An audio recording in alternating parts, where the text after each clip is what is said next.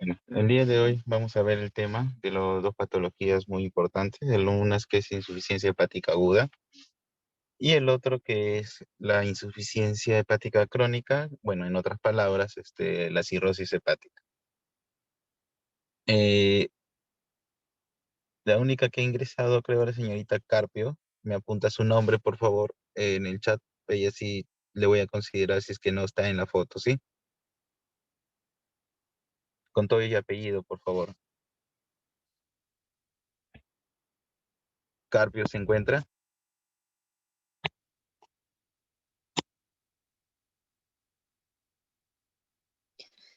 Doctor, buen día, disculpe, ahí mi tuma se encuentra. No podía responder. Carpio. No, doctor, ahí mi tuma. Alguien me dijo en antes que entró a mi tumor, si no has Sí, estado a las 7:30, ya no te voy a considerar. Por eso, Carpio sí me escribió cuando justo estaba tomando la foto. ¿Quién es Carpio? ¿Está, no está? No tengo la lista porque el intranet parece que no está funcionando.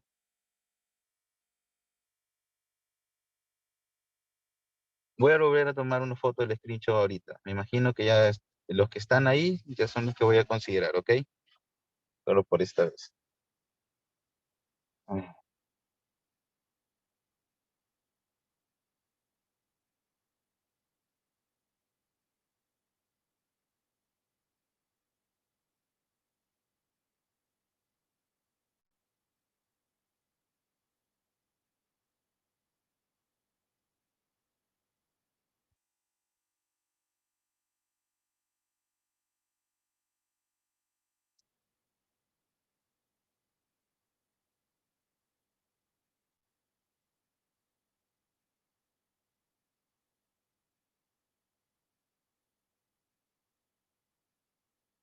listo.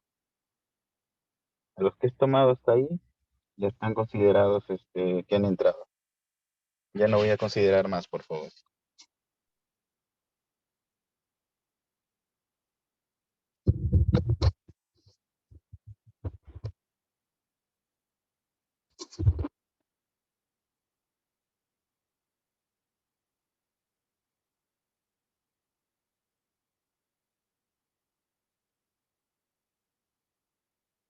Bueno, el día de hoy vamos a tomar estas dos enfermedades, lo que es insuficiencia hepática aguda y lo que es insuficiencia hepática crónica. Hablando de insuficiencia hepática crónica, naturalmente estamos hablando de lo que es la cirrosis hepática.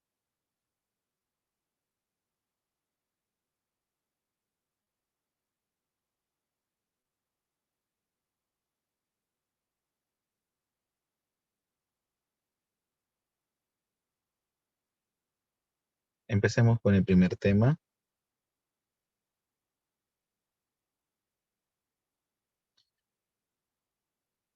En el caso de la insuficiencia hepática, primero vamos a leer un poco lo que es la definición. Se menciona que es una enfermedad multiorgánica porque no solo ataca el hígado, si bien es cierto, a un principio, o es el inicio, o es el episodio índice, atacar el hígado, pero va a atacar también aparte a diferentes órganos. ¿Por qué? Porque se va a generar un sistema de respuesta inmunitaria, que significa que no solo va a atacar el hígado, sino va a atacar a los demás órganos. Caracterizado por un deterioro al principio rápido de la función hepática, acompañado de encefalopatía y coagulopatía. En individuos sanos, esto es muy importante, que no tengan el antecedente de ninguna enfermedad hepática. Entonces, los médicos antiguos consideraban que había una tríada para la insuficiencia hepática aguda, que era la encefalopatía, las coagulopatías y la ictericia.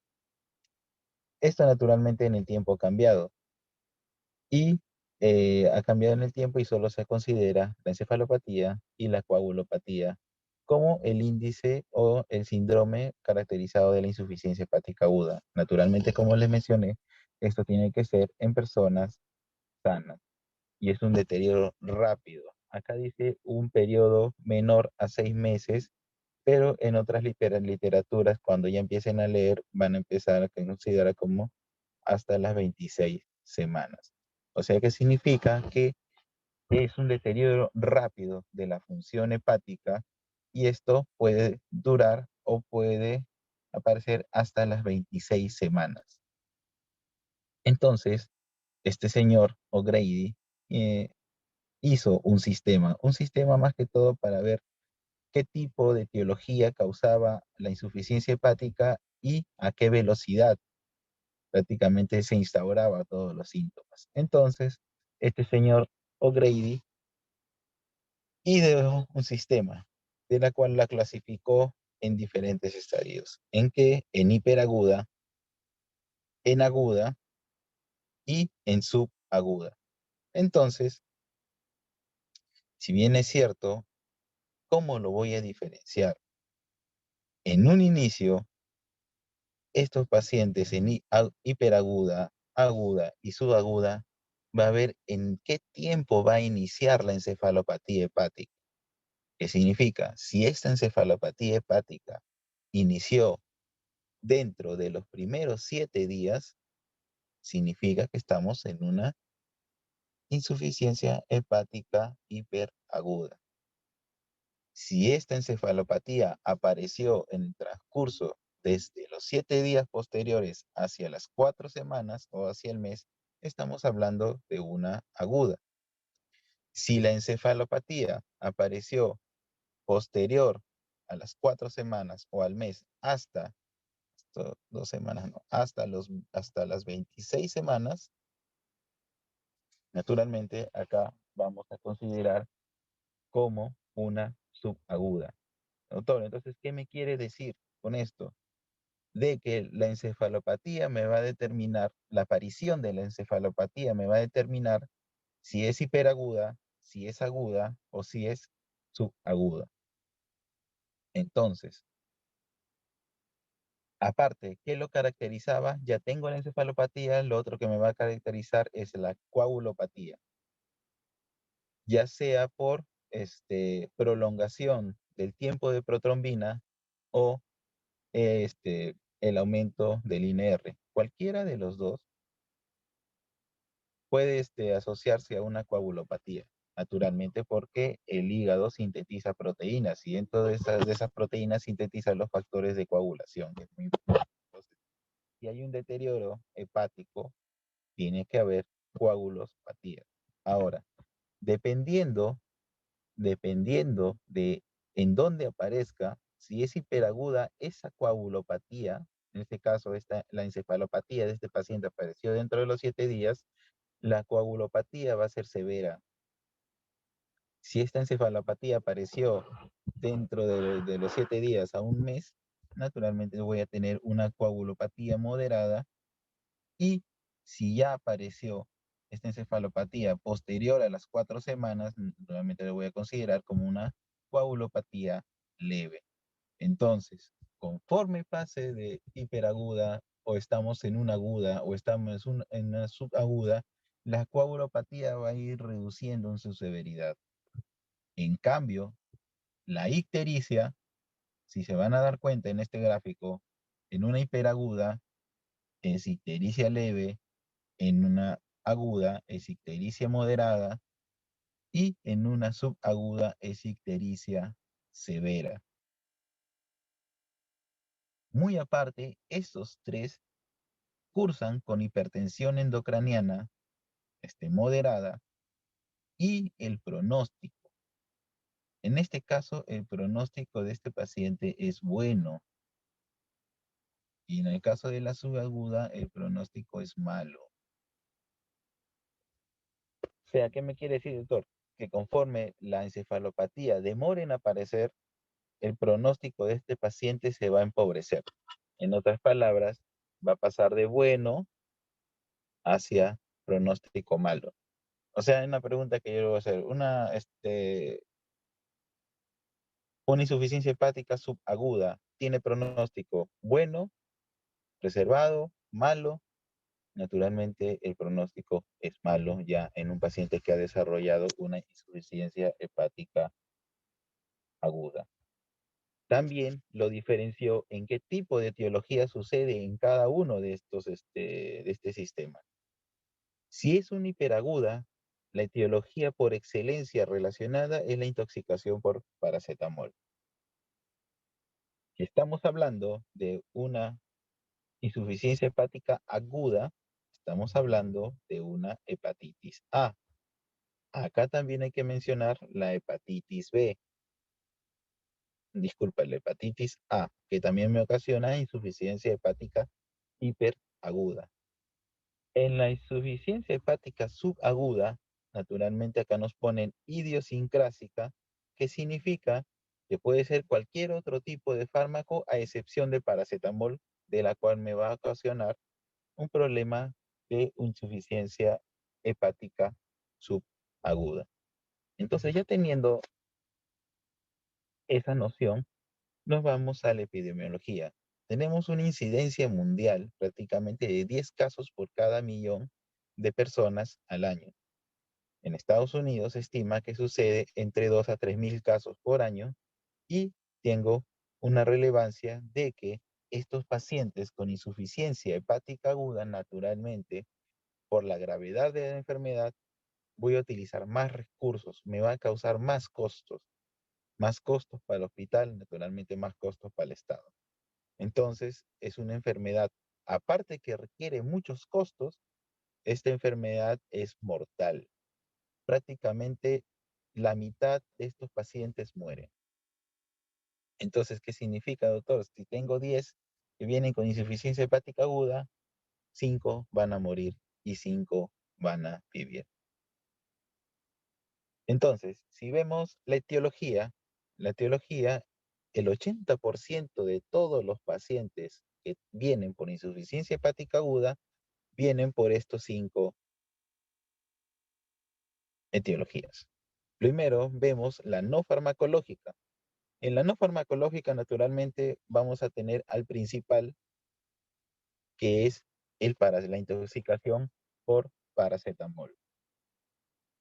Y como le mencioné, el farmacológico, en este caso estamos hablando de idiosincrásica, acá tenemos al cualquier otro fármaco que no sea paracetamol que me ocasione una insuficiencia hepática, en este caso, en este paciente es una subaguda.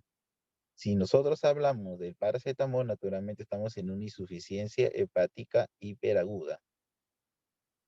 Y eso ya lo hemos mencionado anteriormente. Las no farmacológicas ya tenemos otro tipo de fármacos. Disculpe, la no farmacológica ya tenemos a quiénes, a los virus. ¿Quiénes los virus hepatotróficos? Ya les hablé del virus de la hepatitis A y les hablé del virus de la hepatitis B. Naturalmente, el virus de la hepatitis A me va a ocasionar una insuficiencia hepática hiperaguda y este me va a ocasionar una insuficiencia hepática aguda. Isquemia hepática. Tenemos un paciente con una falla cardíaca, disminución de gasto cardíaco y no está llegando sangre al hepatocito. Naturalmente las células van a hacer una isquemia hepática y voy a tener una insuficiencia hepática aguda. También las enfermedades autoinmunes como la hepatitis autoinmune también me va a ocasionar una insuficiencia hepática aguda. Entonces, tenemos en causas, el 80% prácticamente de todas las causas de la insuficiencia. Claro que hay muchos más, ¿no? Pero el 80% prácticamente se abarca en estas 5 causas. Paracetamol, cualquier otro tipo de fármaco, virus hepatotrópico, que también puede ser otro tipo de virus, pero los más frecuentes son estos dos. Tenemos la isquemia hepática y tenemos la hepatitis autoinmune. Entonces, hablemos de cada uno. Tenemos la ingesta de paracetamol. ¿Quién en su casa no ha tenido dolor de cabeza? Ha tomado 2 tabletas de Panadol. Al más ratito le volvió a doler la cabeza, se tomó otras 2 tabletas. Para la tarde le empezó a doler de nuevo, tomó 2 tabletas. pero también ni siquiera se dio cuenta y ya se tomó al menos unas 12 tabletas al día. Entonces, en esta persona va a tener una insuficiencia hepática aguda. ¿Por qué? El paracetamol, las dosis recomendadas, no debe superar los 4 gramos en 24 horas. Hay que tener eso en cuenta, muy importante.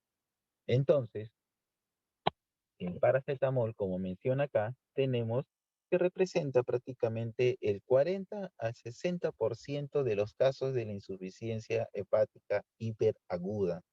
O sea, ¿qué me quiere decir, doctor? Que casi la mayoría de las personas que tienen insuficiencia hepática aguda, naturalmente, son pacientes que han tenido consumo de paracetamol en dosis excesiva. Naturalmente, como les mencioné, todos los fármacos tienen dosis y esas dosis, naturalmente, tienen un tope para no causar daño. Pero en este caso, hay dosis tóxicas. ¿Cuáles las dosis tóxicas? Naturalmente las dosis de 7.5 a 10 gramos al día, o también en otras literaturas también se ha encontrado 6 gramos en lo que es 24 horas a 48 horas.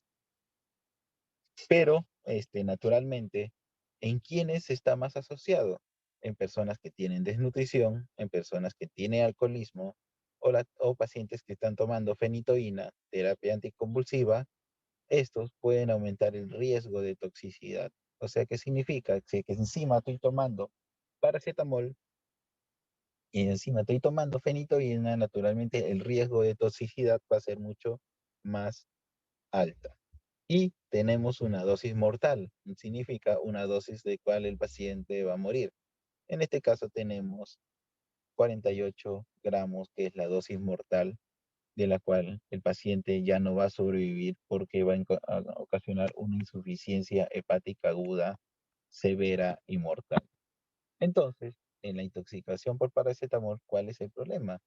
Si bien es cierto, es la primera causa de intoxicación medicamentosa a nivel mundial, ya que la mayoría consume, se vende sin receta médica y generalmente son estas personas que quieren ya acabar con su vida por X motivos, entonces encuentran lo que hay frecuentemente en la casa, que son usualmente tabletas de paracetamol, y ocasiona insuficiencia hepática aguda. Recordemos que el paracetamol en el hígado tiene que tener su metabolismo.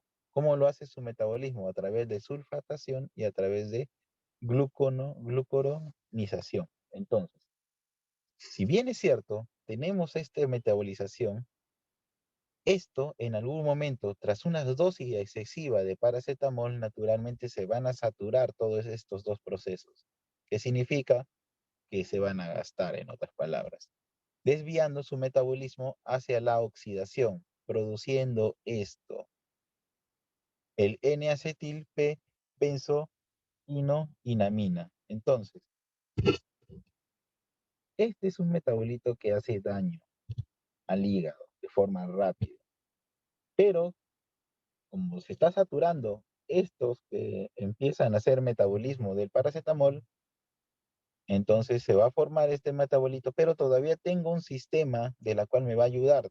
En este caso tenemos la glutatión. Pero, naturalmente, tras dosis tan altas de paracetamol, este glutatión en algún momento también se va a saturar y se va a gastar.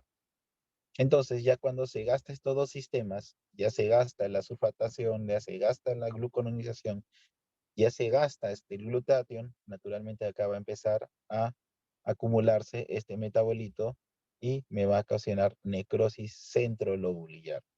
Entonces, si bien es cierto, tengo dosis tóxicas, en este caso ya en este estudio se vio que las dosis tóxicas son 7.5 a 10 gramos en los adultos, y la dosis en niños para dosis tóxica, recordemos que también estamos muy frecuente en pediatría paracetamol en jarabes o en gotas en niños, pero no debemos sobrepasar las dosis tóxicas, de la cual es 200 miligramos por kilogramo al día. Recordemos que la dosis de paracetamol es de máximo 15 miligramos por kilogramo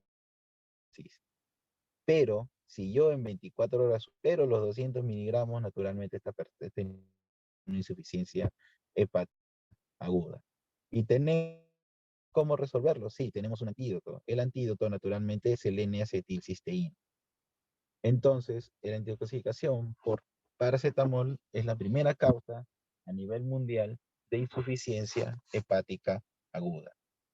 Entonces tenemos la otra farmacológica, que es las idiosincrásicas, que significa que cualquier otro fármaco de la cual no es el paracetamol naturalmente que me ocasiona insuficiencia hepática aguda. En este caso, los más frecuentes son los antibióticos. ¿Quiénes son? Que representan prácticamente el 50%. ¿Y por qué causa daño? Causa daño simplemente porque nosotros estamos utilizando una dosis no recomendada. No recomendada significa que estamos utilizando una dosis excesiva. Y recordemos que los pacientes, casi la mayoría de los fármacos tiene depuración renal. Entonces, ¿qué significa? Que si yo tengo una enfermedad renal crónica o tengo que hay una insuficiencia renal aguda, naturalmente estos fármacos van a ocasionar más toxicidad hepática porque estos fármacos no se van a aclarar a través de la orina. Entonces, ¿qué fármacos tenemos, doctor? Ah, ya. Tenemos a la fenitoína, el valproato, totalmente lo que está marcado son los más frecuentes, ¿no? Tenemos el propiltiuracilo, que es muy utilizado en el servicio de endocrinología para tratar los casos de hipertiroidismo. Y al tratar los casos de hipertiroidismo, con este tipo de fármacos nosotros tenemos el riesgo naturalmente de hacer una insuficiencia hepática aguda. El consumo de AINES, naturalmente, acá tenemos el ibuprofeno, las estatinas, el tratamiento que nosotros damos usualmente para la lipidemia, tratamiento de colesterol, cualquiera de ellos, ya sea la atorvastatina, la serivastatina, la simvastatina, cualquiera de ellos me va a ocasionar insuficiencia hepática aguda. Y algo que nosotros recetamos muy frecuentemente en, en los niños es la amoxicilina ácido clavulánico. ¿Por qué? Porque la mamá simplemente no entiende de que a los niños con faringitis solo se tiene que le dar el paracetamol. Y te insiste que le des amoxicilina. Esa cultura, naturalmente, hasta la fecha no la hemos podido cambiar. Siempre un niño que va con fiebre, la mamá quiere que le pongan antibióticos. Y eso lo van a escuchar cuando lleven pediatría, lo van a escuchar con mucha frecuencia. Fármaco del sistema nervioso central, naturalmente el 15% de los casos, y naturalmente, como es una subaguda, el pronóstico, ¿cómo es? El pronóstico es malo, ¿no? A diferencia del paracetamol, como es una hiperaguda, el pronóstico es bueno. Te va a causar mucho más lesión, te va a causar mucho más la encefalopatía va a aparecer de forma brusca, pero así como aparece de forma brusca, también desaparece de forma espontánea. Pero en los casos idiosincrásicos por otros fármacos, a excepción de paracetamol, el pronóstico es malo. Y naturalmente solo el 25% se recupera y naturalmente el 75% llega a fallecer. Entonces tenemos otros dos agentes, también tenemos acá la hepatitis A y tenemos la hepatitis B. Naturalmente, la hepatitis A ocasiona el 3% de los casos de insuficiencia hepática aguda. Naturalmente, como nosotros ya sabemos, es una hiperaguda, ocasiona insuficiencia hepática hiperaguda antes de los 7 días y esto se asocia a 70% de supervivencia espontánea. O sea que significa que es un buen pronóstico. ¿Por qué es un buen pronóstico? Porque esto es una hiperaguda. Entonces, ¿qué significa? Como ya les mencioné antes, hiperaguda, aguda y subaguda. Conforme va pasando de hiperaguda a subaguda, el pronóstico se va empobreciendo. Naturalmente es una insuficiencia hepática de curso leve y se asocia con factores de riesgo. O sea, no se da a cualquier persona. Un virus de la hepatitis A con lo mucho te va a elevar las transaminasas y un poco de ictericia, pero ya en personas que tienen factores de riesgo, está desnutrido, obeso, tiene malnutrición, naturalmente va a llegar a una insuficiencia hepática aguda. Podemos tener también la hepatitis B, pero como ya ustedes ya les he mencionado, la hepatitis B me ocasiona una insuficiencia hepática aguda que se encuentra dentro de la primera semana hacia el primer mes y esto ocasiona prácticamente el 80%, disculpen, el 8% de los casos de una insuficiencia hepática aguda. ¿Qué pasa acá? Acá es distinto.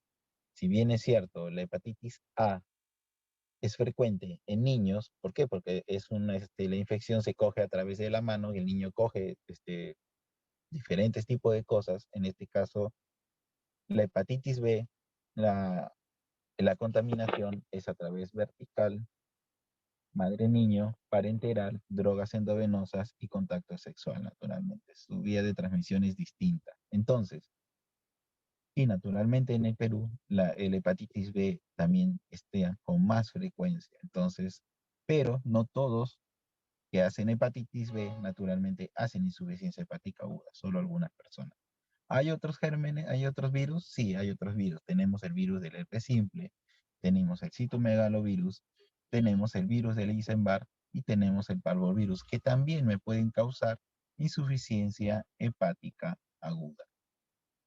También tenemos, como les mencioné, las hepatitis autoinmunes, de las cuales se van a generar anticuerpos en personas que tienen ya alguna otra enfermedad reumatológica. ¿Cuáles son? Que puede ser artritis reumatoide, lupus eritematoso sistémico y otras enfermedades reumatológicas. También puede estar asociado y se puede generar autoanticuerpos contra las células hepáticas, quienes se forman los anticuerpos antinucleares, los anticuerpos antimúsculo liso.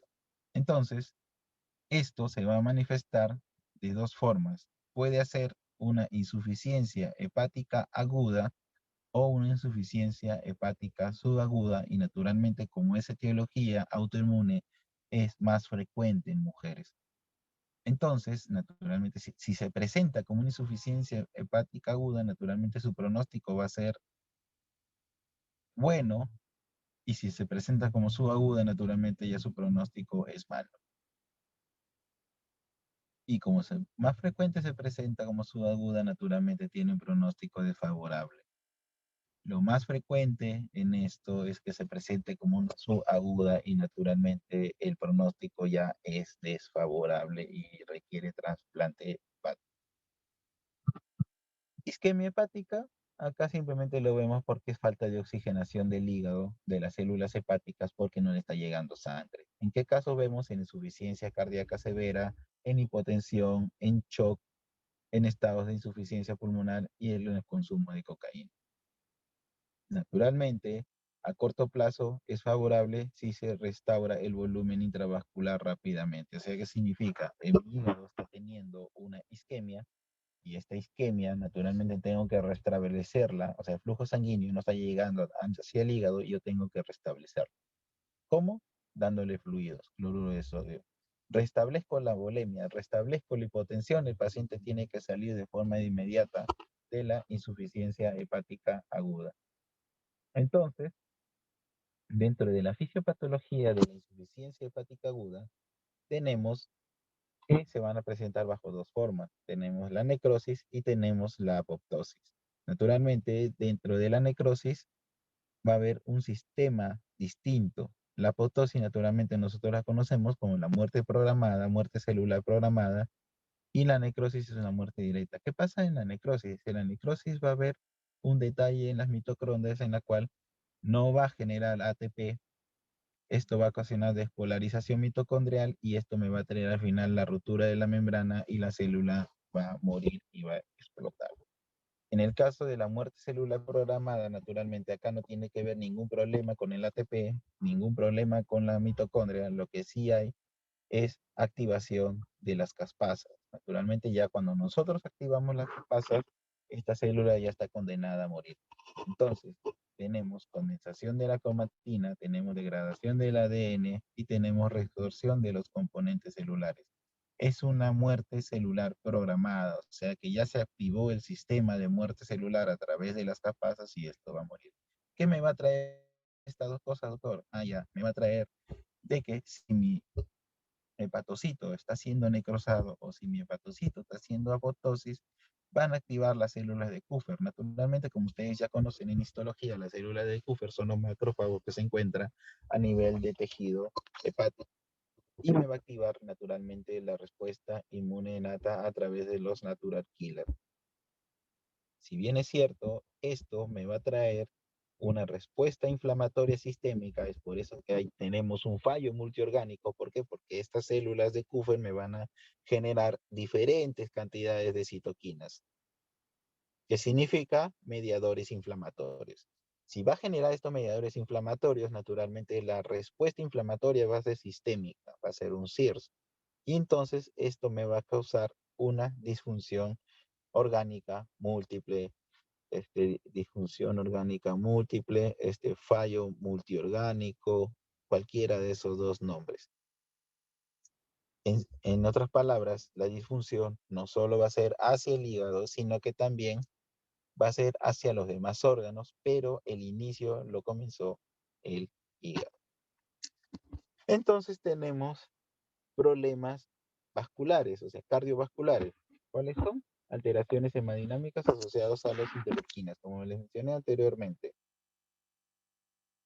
El hígado va a liberar mediadores inflamatorios y naturalmente yo voy a tener respuesta sistémica. Entonces, ¿qué va a hacer esa interleuquina? Me va a hacer una lesión endotelial, voy a tener incremento de la síntesis de óxido nítrico.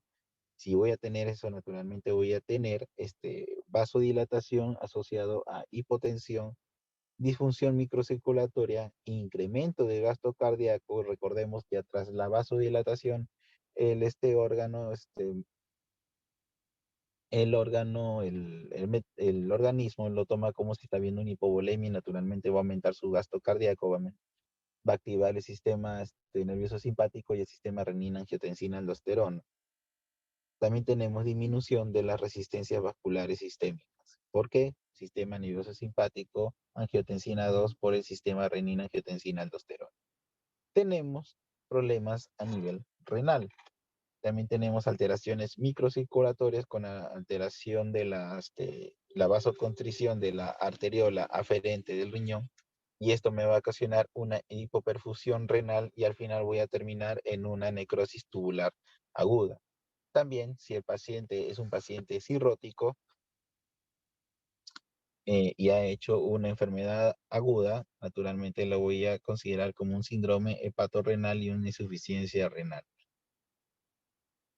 ¿Alteraciones de la coagulación? Naturalmente que sí. ¿Por qué? Porque el hígado es el que sintetiza los factores de coagulación. Entonces, naturalmente voy a tener disminución de la síntesis hepática de los factores 2, 5, 7 y 10 y la disminución de los niveles de la proteína C, S y antitombina 3. ¿Voy a tener alteraciones en el metabolismo? Sí, doctor, voy a tener alteraciones en el metabolismo. ¿Cómo?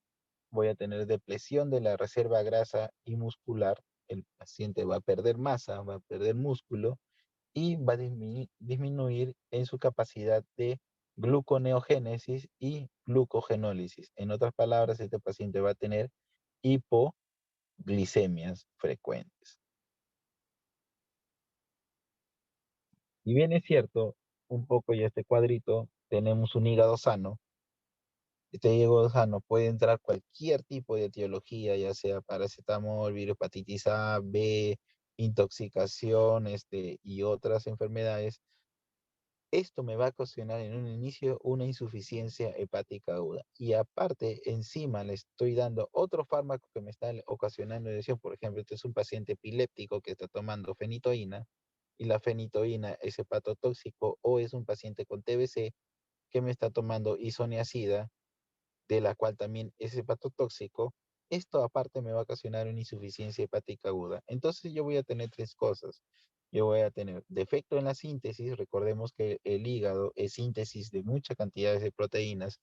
Tenemos defectos en el metabolismo y tenemos defectos, acumulación de mediadores inflamatorios.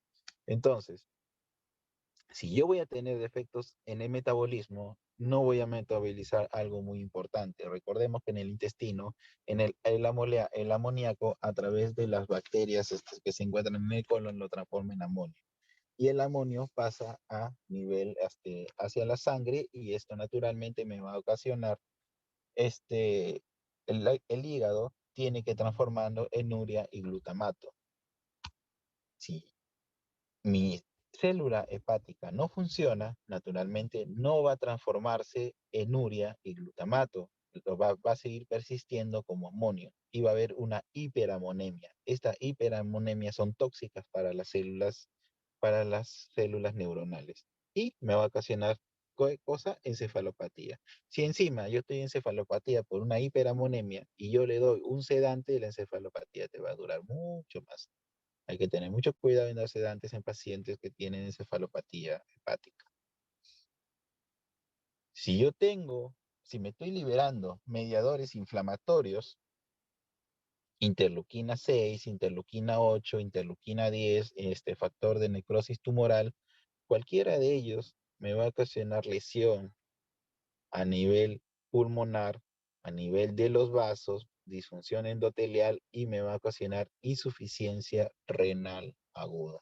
Entonces, si bien es cierto, todo comenzó en el hígado, las células de Kupffer empezaron a disparar mediadores inflamatorios, pero al final estos mediadores inflamatorios hicieron una respuesta inflamatoria sistémica y al final me dañó mucho más órganos. Defectos en la síntesis, naturalmente acá tenemos que ver las coagulopatías porque los factores de coagulación nos están generando. Y al final, ¿qué voy a tener? Todos estos problemas van a traer aparte edema cerebral y naturalmente una presión intracerebral aumentada. Entonces tenemos síntomas y en estos síntomas tenemos algo muy importante, la encefalopatía. Como les mencioné al inicio, es una persona que no tiene ninguna patología hepática y que tiene una encefalopatía. Ya les mencioné anteriormente por qué. También va a tener disminución de la capacidad de síntesis de factores de coagulación y por ende voy a tener una coagulopatía. Recordemos que es una insuficiencia hepática aguda, es la disfunción hepática de forma rápida asociada a coagulopatías, encefalopatía hepática en una persona previamente sana. Entonces, vemos la definición y remarcamos. Encefalopatía hepática, coagulopatías. Con eso lo definimos. Pero naturalmente eso no es todo lo que tiene. Que tiene edema cerebral y naturalmente hipertensión endocraniana.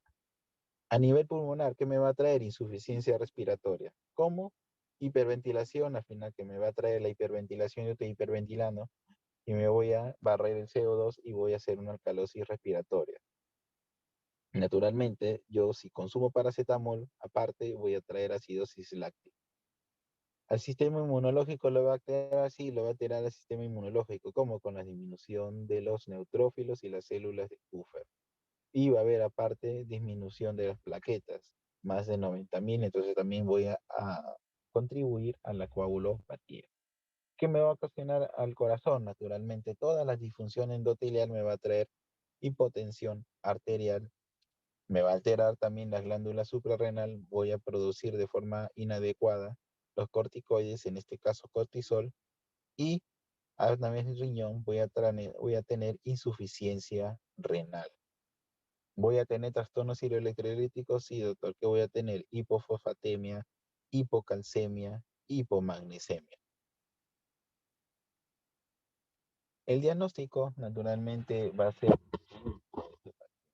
¿Por qué? Porque yo voy a tener que preguntar a los familiares. Naturalmente no les voy a preguntar al mismo paciente porque es encefalopático, pero sí el interrogatorio tiene que ser a los familiares. La historia muy frecuente de consumo de paracetamol, si lo tiene en casa, si ha visto que lo ha tomado, en cuántos blister, cada blister viene de 10, hay que preguntar siempre eso, antecedentes de intervenciones quirúrgicas, transfusiones sanguíneas, o si los familiares han tenido antecedentes de enfermedades hepáticas. ¿Qué voy a buscar? Primero, la encefalopatía, que es una alteración cognitiva. Lo primero que tengo que ver es la encefalopatía porque me va a definir la enfermedad, ¿no? Puedo buscar ictericia, puedo buscar petequias. Estas petequias me van a definir la coagulopatía. Si yo tengo encefalopatía y coagulopatía mi exploración clínica, naturalmente yo ya estoy catalogándolo como una, una insuficiencia hepática aguda. Si esto le asocio a ictericia, esta es la tríada de la muerte a nivel hepático. Puede encontrar ascitis, puede encontrar esplenomegalia, puedo pedir otros exámenes de laboratorio porque tenemos insuficiencia pulmonar, insuficiencia respiratoria y tengo que ver si eso es un proceso respiratorio tras una neumonía o es por otra cosa. Entonces en eso se va a basar mi diagnóstico. También yo voy a pedir más exámenes de laboratorio naturalmente para poder llegar hacia la causa. Entonces, primero, diagnóstico de la enfermedad. Tiempo de protrombina prolongado. O sea, estamos hablando de un INR mayor a 1.5 o el porcentaje de protrombina está por debajo del 40%. Voy a tener elevación de transaminasas, va a subir las bilirrubinas naturalmente porque va a haber ictericia, trombocitopenia, disminución de las plaquetas y anemia. También tengo que buscar si hay lesión renal, si hay elevación de lipasa o amilasa, está asociado hacia una pancreatitis, el paciente va a ser hipoglicemia, ya les mencioné por qué, hipomagnesemia, hipocalemia, acidosis y siempre tras una destrucción celular, la DHL, la lactato deshidrogenasa, naturalmente siempre va a estar elevada. Los exámenes de imágenes, naturalmente, los voy a solicitar para ver si no he llegado a una causa o si todavía me queda duda de alguna etiología. Cualquiera de estas, ya sea una ecodoppler, una ecografía Doppler, ya sea una tomografía, una placa de tórax o una tomografía cerebral.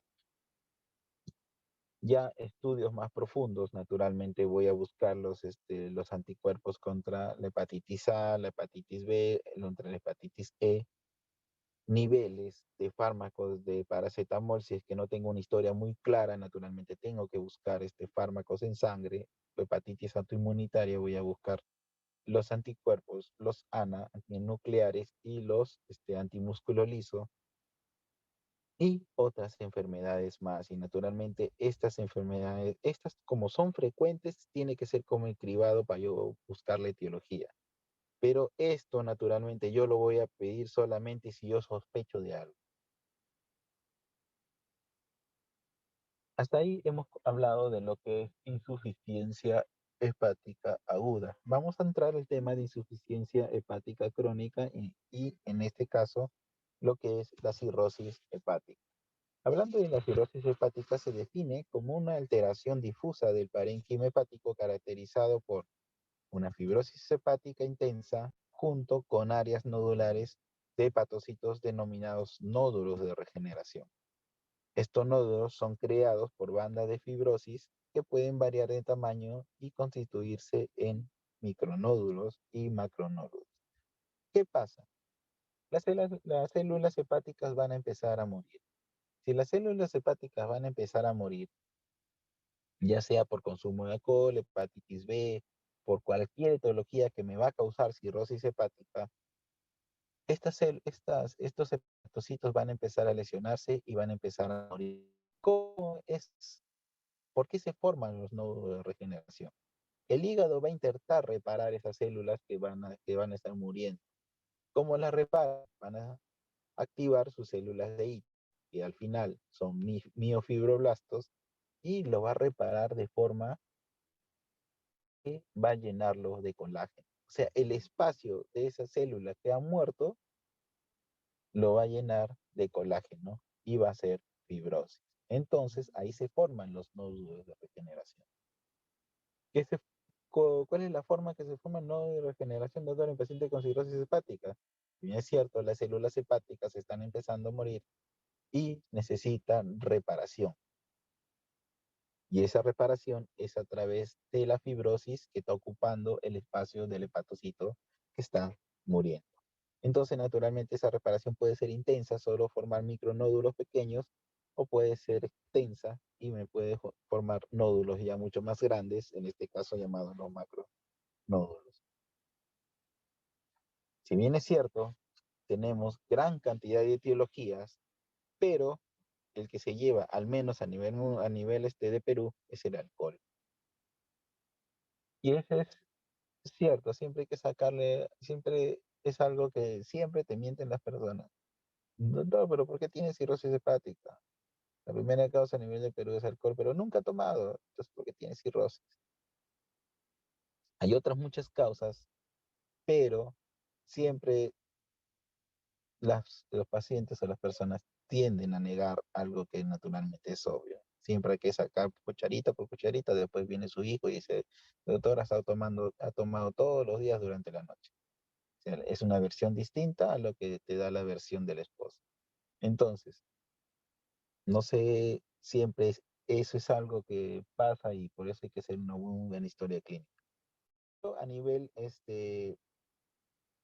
a nivel de Perú, el alcohol es más, entonces en este caso, en vías de desarrollo, en países en vías de desarrollo. Pero ya en países desarrollados, la patología más frecuente es la hepatitis C. Es la que me ocasiona es la que me ocasiona cirrosis hepática. Entonces, entre el alcohol y el virus de la hepatitis C, me va a ocasionar la mayoría de los casos de una cirrosis hepática. Si bien es cierto, también tenemos la hepatitis B, pero no todos los casos de hepatitis B hacen cirrosis hepática. Solo cierto porcentaje, el cierto porcentaje solo queda como una infección de la hepatitis B, porque puede llegar a la curación tras el tratamiento que nosotros le podemos dar. Virus de hepatitis B, la hepatitis autoinmune, si están asociados a otras enfermedades como síndrome de Sjögren, artritis reumatoide, lupus eritematoso sistémico, la cirrosis biliar primaria, que son anticuerpos contra los colangiocitos, la colangitis esclerosante primaria, la enfermedad de injerto contra huésped. Tenemos en los pacientes obesos lo que es la esteatopatitis no alcohólica, algo muy importante, y la insuficiencia cardíaca congestiva, que ya les voy a mencionar cómo ocasiona una cirrosis hepática, la enfermedad veno-oclusiva, que puede ser el síndrome de Budd-Chiari, naturalmente por una trombosis de las venas suprahepáticas, enfermedad de Wilson, hemacromatosis, déficit de 1 alfa 1 antitripsina, enfermedad por depósitos de glucógeno tipo 4, la tirosinonemia, la cirrosis biliar y la criptogénica. La criptogénica significa que yo he hecho todos los estudios para buscar etiología y no encontré nada. No encontré ninguno de estos que sea positivo. Entonces, naturalmente, le tengo que llamar, señores, una cirrosis cardíaca de origen criptogénico porque no he llegado a la etiología de esta cirrosis hepática. Entonces, vayamos a la cirrosis que es por consumo de alcohol. Si bien es cierto, este consumo de alcohol para que ocasione daño al hígado, tiene que ser un consumo de alcohol continuo, seguido y en grandes cantidades. No significa que yo me voy un mes y ese mes me doy una tranca todos los días en ese mes y voy a tener cirrosis hepática. No, el consumo tiene que ser continuo y el consumo tiene que ser por años. Claro que hay algunas personas que también toman 2, 3 meses y ya su hígado prácticamente dejó de funcionar, pero no es lo usual. Lo usual es de que este consumo de alcohol tiene que ser continuo y en el transcurso del tiempo, o sea, de larga data. ¿Qué va a pasar? Tras la ingesta de alcohol de forma crónica, como le mencioné, a larga data, esto me va a formar este metabolito que es el que ocasiona todos los problemas, es el acetaldehído. Este acetaldehído, naturalmente, va a formar ductos proteicos. Estos ductos proteicos, naturalmente, al final va a ser de que el hepatocito comience a destruirse. Pero, si bien es cierto, los ductos proteicos que se van a formar van a destruir el mismo hepatocito, va a haber muerte de la célula hepatocitaria, también me va a activar esta célula. Esto se llama la célula estrellada. Otros libros aparte que le pueden dar como célula estrellada, lo pueden llamar como células de hito. Las células de hito o las células estrelladas son fibroblastos. Si son fibroblastos, naturalmente, ¿qué va a formar? Colágeno.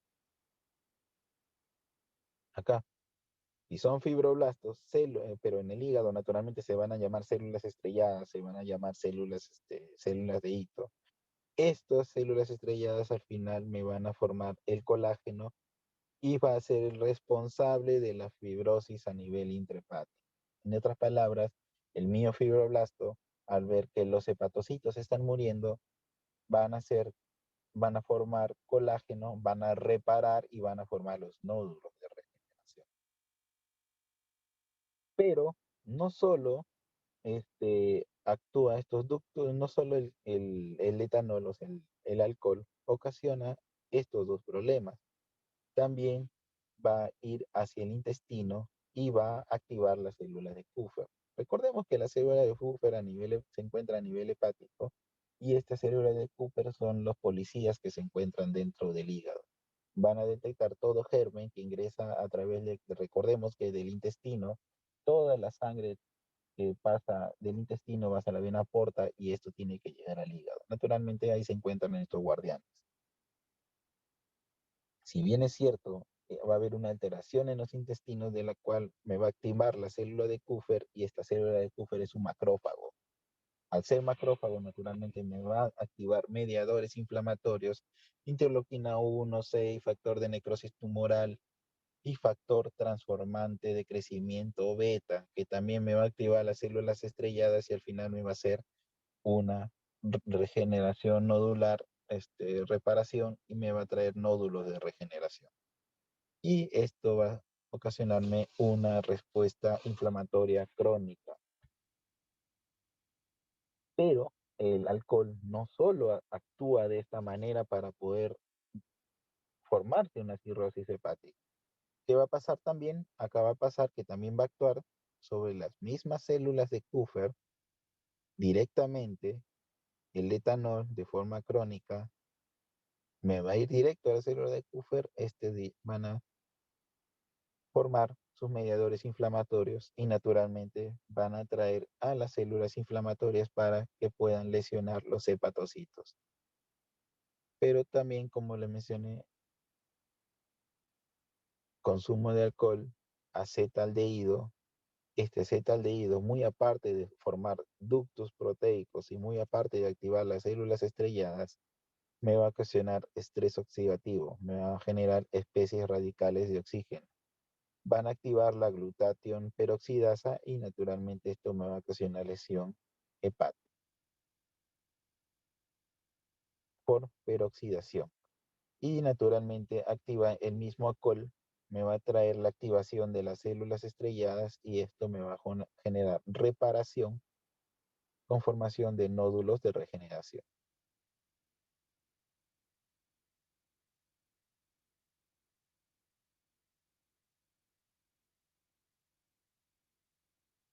En la cirrosis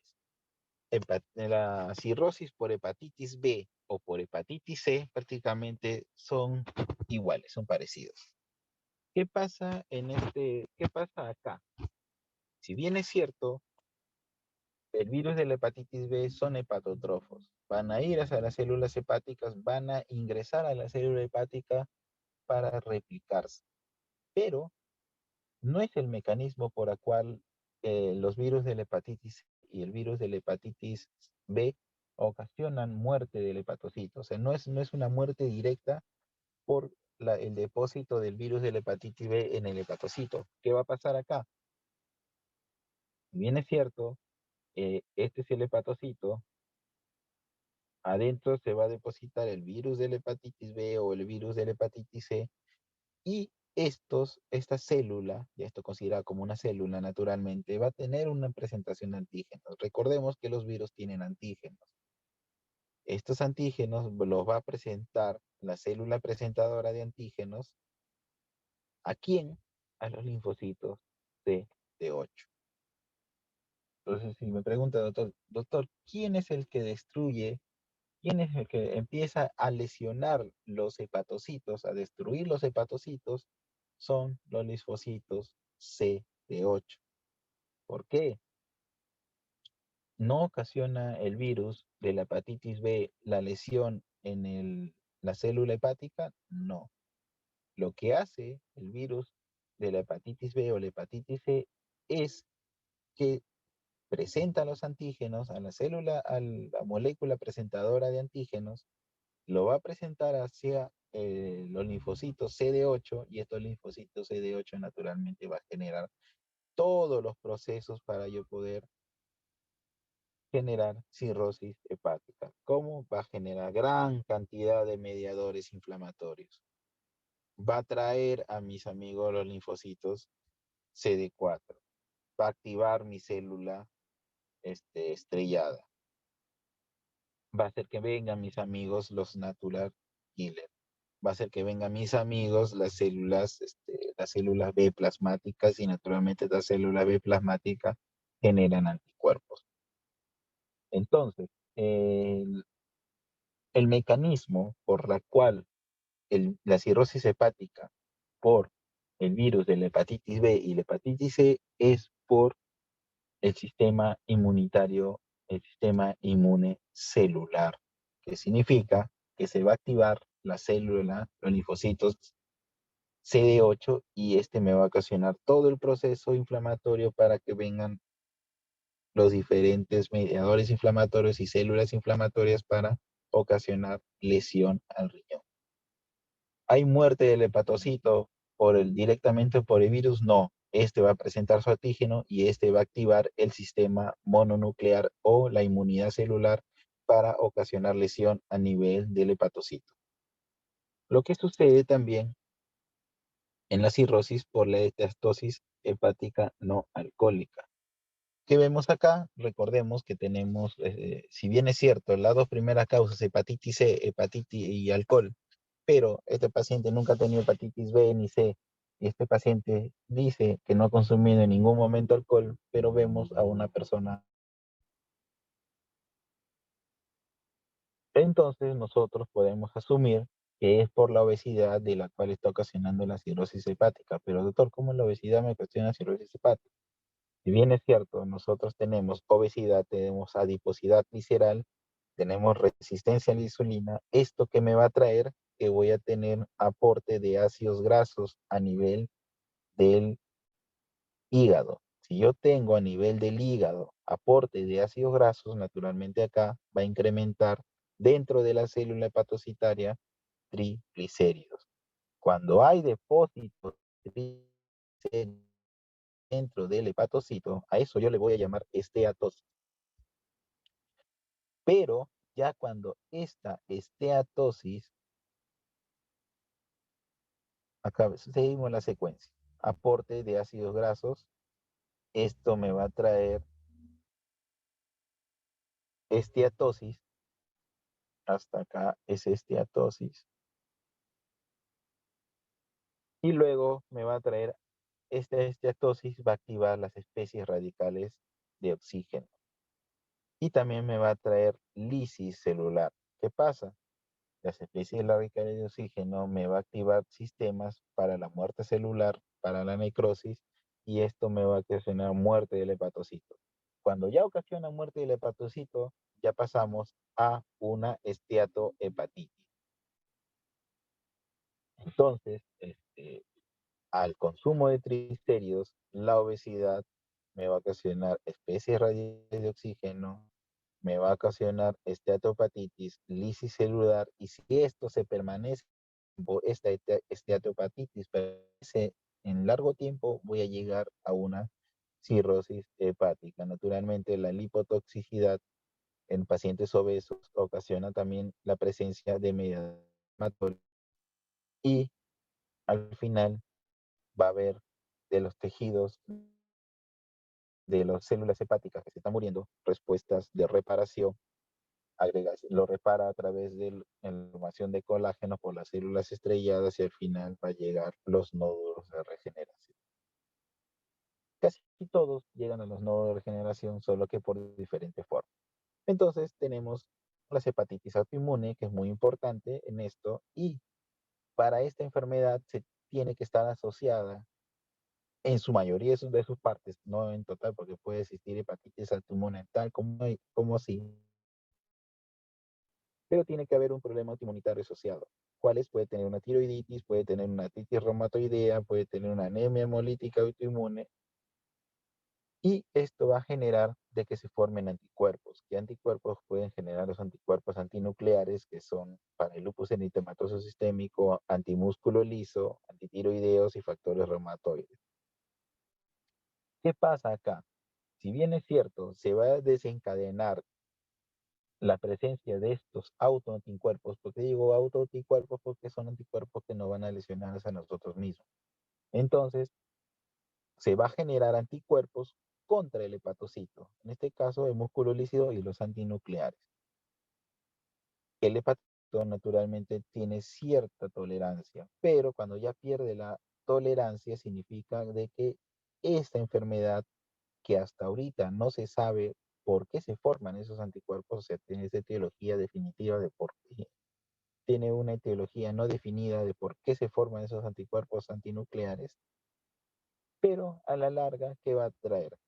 Estos anticuerpos van a traer la activación de alguien muy importante que hemos estado hablando hace rato, de los linfocitos CD8. Activación y lesión celular por linfocitos CD8 y células plasmáticas sensibilizadas por proteínas de la membrana de los hepatocitos. O sea, ¿qué significa? De que se ha formado linfocitos CD8 y esto ha activado toda la cascada. También van a venir las células plasmáticas con sus anticuerpos, van a prácticamente marcar la célula, van a venir los natural killer y los natural killer van a acabar con el hepatocito. Entonces, se activa las células de hito, reparación, colágeno, nódulos de regeneración, cirrosis hepática. En la cirrosis biliar primaria, ya acá hay inflamación y necrosis portal de los colangiocitos de origen autoinmune. Si bien es cierto, hay anticuerpos que pueden ir directos hacia, hacia el hepatocito, pero también se puede generar anticuerpos contra las células de los conductillos hepáticos. En este caso, de los conductos hepáticos, de la cual va a drenar lo que es la bilis. Entonces, estos anticuerpos naturalmente van a venir y van a atacar hacia las células, en este caso al colangioncito, y me va a ocasionar una respuesta. ¿Por qué? Una respuesta y lesión por linfocitos CD8. Si se han dado cuenta hasta la fecha, todo el proceso de una cirrosis hepática tiene que ver los linfocitos 8. Cuando ya los linfocitos CD8 trae a todos sus amigos, natural killer, células plasmáticas, linfocitos CD4, traen a todos, estas células van a empezar a morir. Al morir estas células, naturalmente va a empezar a reducir su calibre y naturalmente van a desaparecer. Esa desaparición de los conductos hepáticos o conductos biliares se va a llamar ductopenia. Entonces, este paciente no tiene, si empieza a haber ductopenia, disminución, este paciente no tiene dónde drenar la bilis. Entonces va a haber una colestasis crónica. Significa que la bilis se va a seguir depositando dentro del hígado. Entonces voy a tener una inflamación lobular, va a empezar a haber necrosis portal de los necrotes, va a haber fibrosis biliar y al final fibrosis hepática. Y me voy a llegar prácticamente al final a una cirrosis hepática. Pero la lesión, ¿quién lo inició? Lo inició el linfocito CD8. Cirrosis cardíaca. ¿A qué me refiero yo con cirrosis cardíaca? Si bien es cierto, este es el corazón, estamos ante un paciente de una falla cardíaca, de la cual primero hizo una falla cardíaca izquierda, incrementó presiones, pasó hacia la derecha, hizo insuficiencia cardíaca derecha, incrementó presiones del ventrículo derecho, aumentó bastante la presión de la aurícula derecha y esto al final me va a aumentar la presión de la vena cava y también me va a aumentar la presión de las venas hepáticas, de las suprahepáticas. Si bien es cierto, nosotros tenemos sangre que viene de los intestinos hacia la vena portal y esto naturalmente va a ser ya todos los estos van a ser metabolizados en el hígado y tiene que seguir el flujo hacia las venas hepáticas, ven acá, pasar por el hígado y tiene que seguir su secuencia.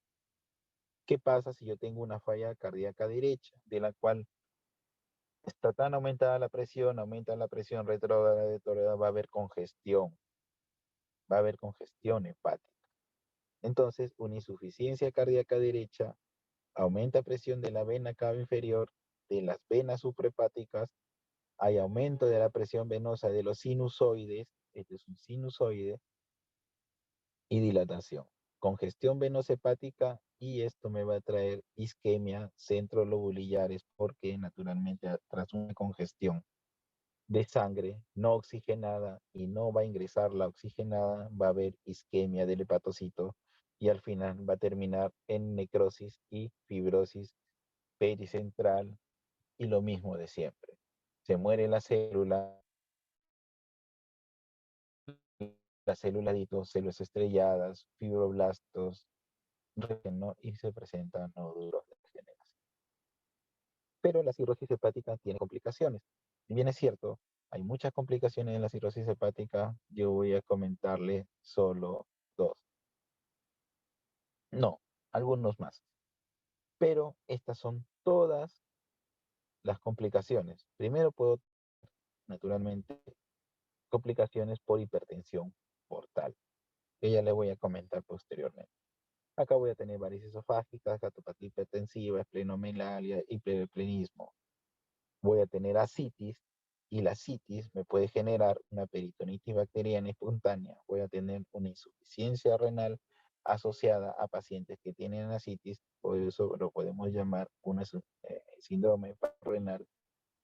Tengo la empatía, tengo la desnutrición. Recordemos que el hígado es esencial en el metabolismo hepático. En el metabolismo de todos los nutrientes voy a tener coagulopatía porque voy a tener deficiencia de los factores de coagulación, deficiencia en algunos factores que me favorecen la fibrinolisis, voy a ver destrucción de las plaquetas a través del hiperesplenismo, voy a tener osteopatías, osteopenia, osteoporosis, osteomalacia y anomalías hematológicas, ya sea anemia, hemólisis, trombocitopenia y neutropenia.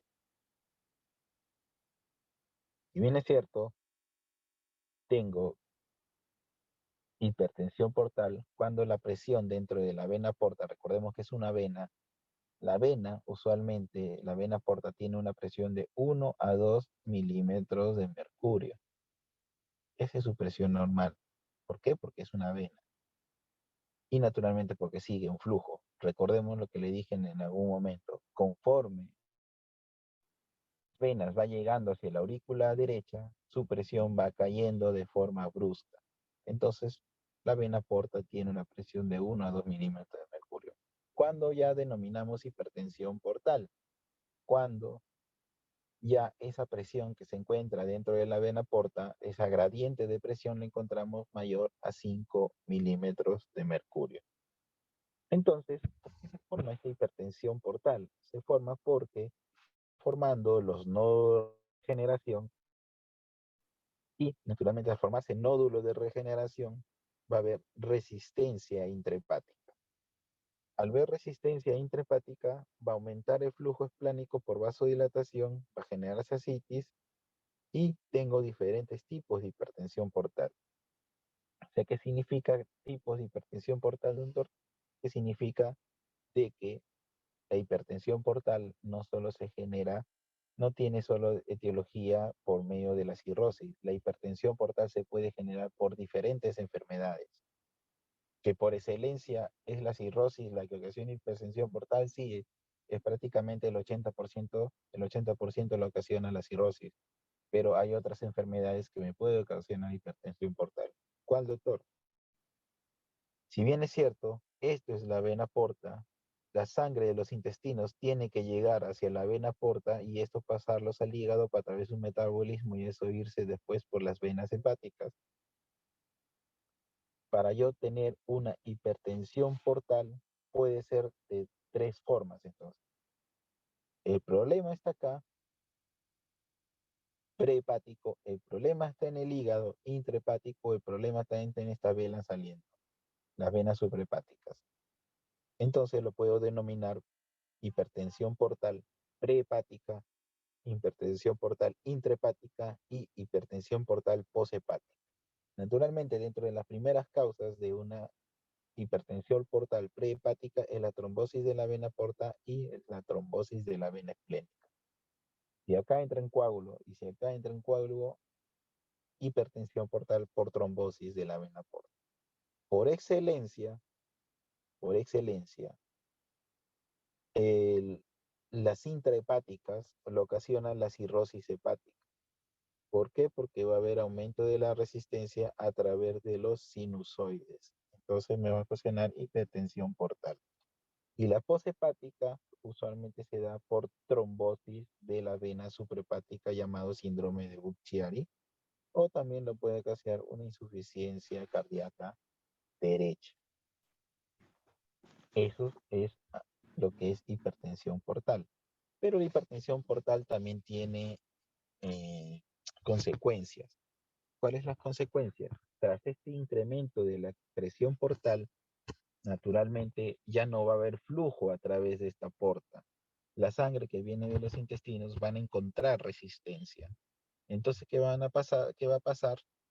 La sangre se va a quedar a nivel de los vasos esplánicos, a nivel de los vasos que irrigan los intestinos, que drena el drenaje de los intestinos.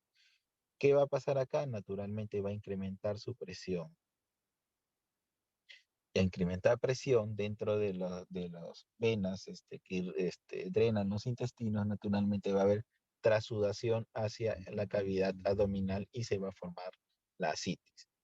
Pero tanta sangre que se me está quedando dentro de los vasos intestinales, en este caso las venas mesentéricas, el hígado va a liberar óxido nítrico. ¿Para qué? Para dilatar estas venas. A eso nosotros le llamamos vasodilatación esplácnica.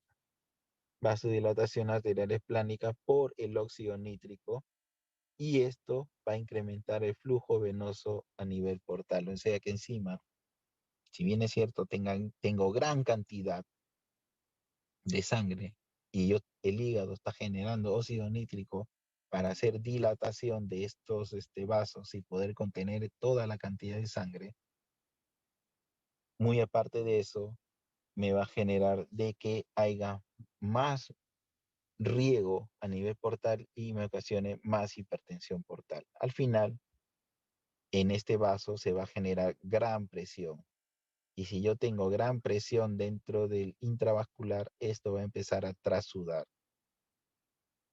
Y si trasuda, naturalmente sale del intravascular hacia la cavidad abdominal y se va a formar la ascitis. Si bien es cierto, estoy perdiendo líquidos del intravascular hacia el extravascular, hacia el tercer espacio, naturalmente el organismo lo va a tomar, oye, estoy perdiendo agua, estoy perdiendo líquidos, estoy hipotenso. ¿A quién me va a activar? Esta vasodilatación esplánica va a generar una hipovolemia relativa. Como les dije, ¿qué es la hipovolemia relativa? Es cuando yo genero óxido nítrico bajo vasodilatación ante un volumen intravascular normal, me va a ocasionar una hipovolemia relativa, efectiva, como ustedes quieran llamarlo. Esto me va a activar ¿a quién?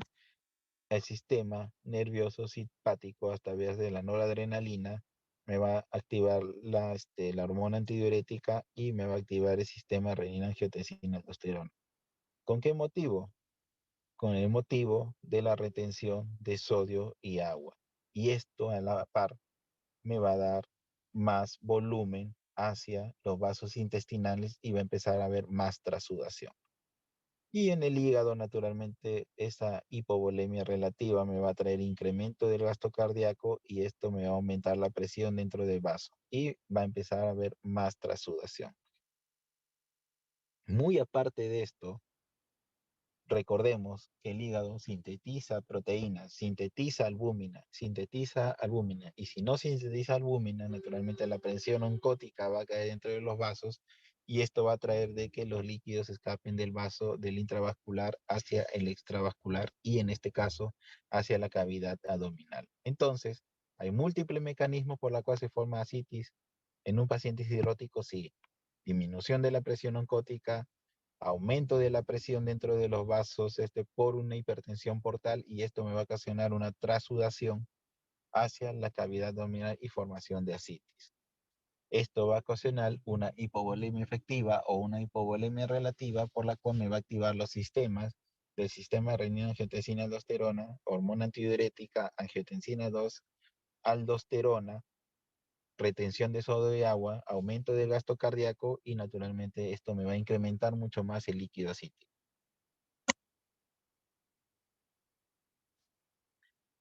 La encefalopatía hepática, ya les mencioné, ¿no? Muerte celular, no tengo hepatocitos, disminución de la función hepática de la cual es la síntesis del hígado. Entonces, ya tengo hipertensión portal. Esta hipertensión portal, si bien es cierto, me va a ocasionar de que yo tenga que desplazar esa sangre hacia otros vasos para poder liberar la presión de la vena porta. Entonces, ¿dónde tengo vasos usualmente? Acá, en, en la parte distal del esófago. La porta tiene vasos acá, entonces me va a empezar a incrementar la presión y llenar los vasos y al final me va a generar varices esofágicas y hemorragia digestiva. Muy aparte de eso, va a formar colaterales.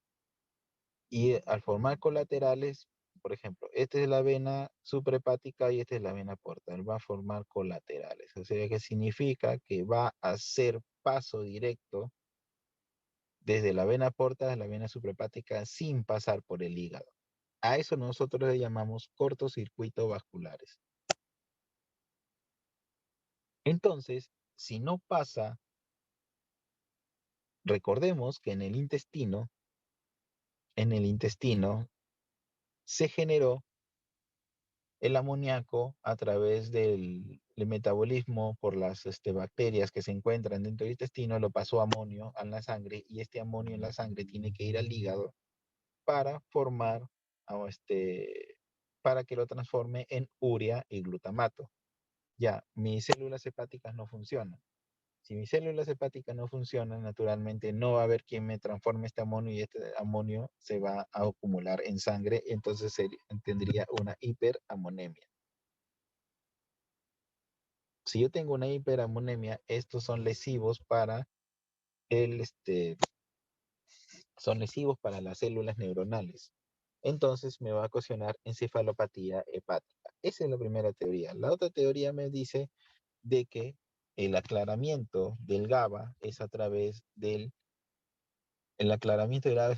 metabolismo hepático. Naturalmente, si tengo células hepáticas que ya no me funcionan, ya no va a haber el aclaramiento del GABA y esto va a permanecer por mucho más tiempo y esto me va a traer encefalopatía hepática. Otro tema muy importante es la peritonitis bacteriana espontánea, en la cual ya tengo ascitis, tengo una flora intestinal, tengo mi sistema inmunitario a nivel intestinal no está funcionando y va a ocasionar este problema. Me va a ocasionar una translocación bacteriana. Esta translocación bacteriana a través de los ganglios linfáticos va a ocasionar dos cosas. Va a ser una bacteriemia, que significa que las bacterias del intestino van a pasar hacia la sangre y posteriormente esto van a pasar al líquido ascítico. Y cuando pasan al líquido cítrico, acá sí ya le podemos denominar una peritonitis bacteriana espontánea. Peritonitis bacteriana espontánea. En otras palabras, doctor, ¿por qué se ocasiona la infección de líquido cítrico? Se ocasiona simplemente porque hay un déficit inmunitario a nivel intestinal, de la cual hay una traslocación bacteriana del intestino hacia la sangre, hay una bacteriemia, que significa que la bacteria está recorriendo por todo el torrente sanguíneo, pero como hay trasudación y se está formando líquido cítrico, la bacteria va a ir hacia el líquido cítrico y lo va a infectar. A eso nosotros le llamamos peritonitis bacteriana espontánea. Entonces, si son bacterias que provienen del intestino, naturalmente son gran negativo, disculpen. Y en este caso tenemos el Escherichia coli, que es la primera causa etiológica de una peritonitis bacteriana espontánea. Y no mencionarlo ya al último, al síndrome hepatorrenal. Si bien es cierto, yo ya tengo cirrosis, ya mis células han muerto, tengo una vasodilatación esplánica porque estoy generando óxido nítrico, tengo reducción de volumen arterial efectivo, o sea, estoy teniendo una hipovolemia relativa o una hipovolemia efectiva. ¿Qué va a hacer? Va a haber la activación del sistema de los vasoconstrictores. ¿Quiénes son? El sistema renina, angiotensina, aldosterona, el sistema nervioso simpático y la hormona antidiurética. Todos estos que me van a traer con la finalidad, me van a traer vasoconstricción y al final me va a traer retención de sodio y agua porque recordemos que va a generar aldosterona. Entonces, en un primer instante, esta activación, ya les mencioné, si el sistema renina, angiotensina, aldosterona o el sistema nervioso simpático permanece por largo tiempo, esto me va a ocasionar lesión en el órgano, en este caso corazón y riñón. Entonces, la activación persistente de los sistemas de vasoconstrictores me va a traer dos cosas. Voy a seguir generando aldosterona, entonces voy a seguir generando retención de sodio y agua, y esto al final me va a traer más ascitis, esto me va a traer hiponatremia, pero también voy a estar generando angiotensina 2 de forma permanente, y esto me va a traer una vasoconstricción renal de forma persistente, o sea, vasoconstricción de la arteriola aferente. Y esa vasoconstricción de la arteriola aferente me va a traer una injuria renal aguda por hipoperfusión renal, que al final me va a traer un síndrome hepatorenal. O sea, ¿qué significa, doctor? Es un paciente cirrótico que tiene ascitis y que estoy viendo incremento de urea y creatinina. Naturalmente esto sucedió porque mis sistemas de vasoconstrictores naturalmente está alterado, persiste en el tiempo y al final me trajo vasoconstricción de mi arteriola aferente y hipoperfusión renal y al final síndrome hepatorrenal. Bueno chicos, eso es todo. Muchas gracias y nos vemos hasta de cada 2 semanas. Gracias, doctor. Doctor, antes que pueda salir de la clase, quería Un ratito, consultarle si es voy que... a cerrar el audio un ratito, dame un minuto, ¿ya?